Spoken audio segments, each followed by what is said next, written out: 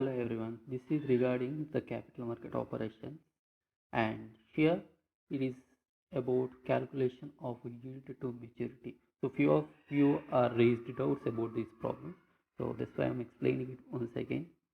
Here, see, yield to maturity, this is one of the problem. Okay, so in this problem what we have done, I'm going to explain.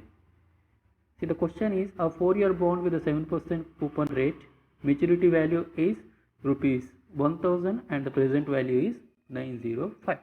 So what we have done, we don't know about the yield, but we have to calculate what? Yield to maturity. In fact, for yield to maturity, we are not using the yield, okay, but we should know yield, and for that purpose and for that verification we have done this particular column. Okay, the cash flow which is already given 7% means 1000 into 7% is 70 rupees, and the present value, this is our assumption, 10%.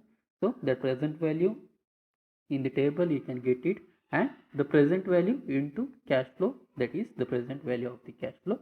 So we have got 904.89 and the given present value is 905. That's why we can say that our yield percentage what we have assumed is correct. Okay, then after we have went for the calculation of yield to maturity. The formula is C plus F minus P divided by N whole divided by F plus P divided by 2. So you know the application of this, we have applied and we got the yield to maturity percentage.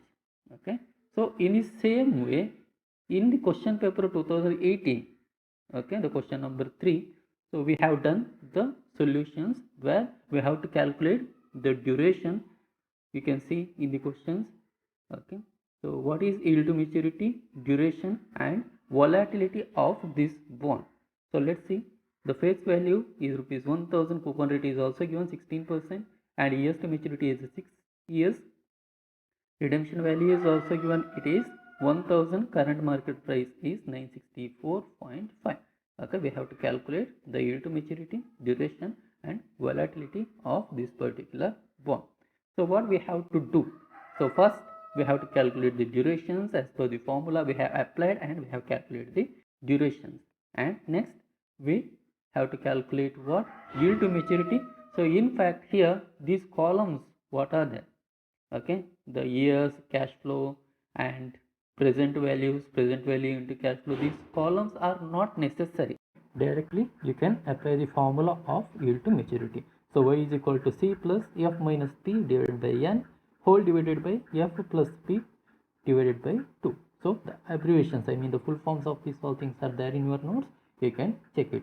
So here you will get 160 plus 1000 minus 964.5, which is already given. I divide by 6, N is 6 years.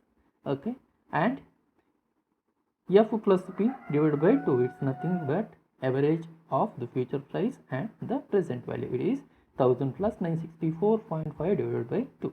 So you will get it like 165.9167 divided by 1482.25.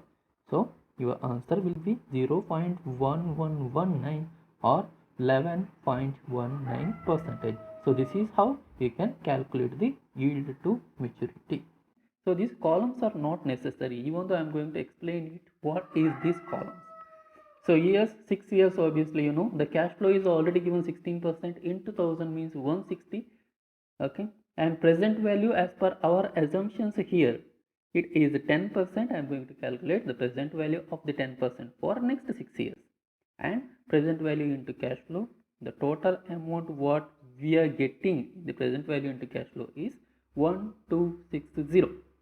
Okay, and the present value which is given in the problem is 964.5. so now 1260 and 964.5, there is a difference, and that is why yield which we have assumed is not correct. The same thing I have explained in the previous problems as well.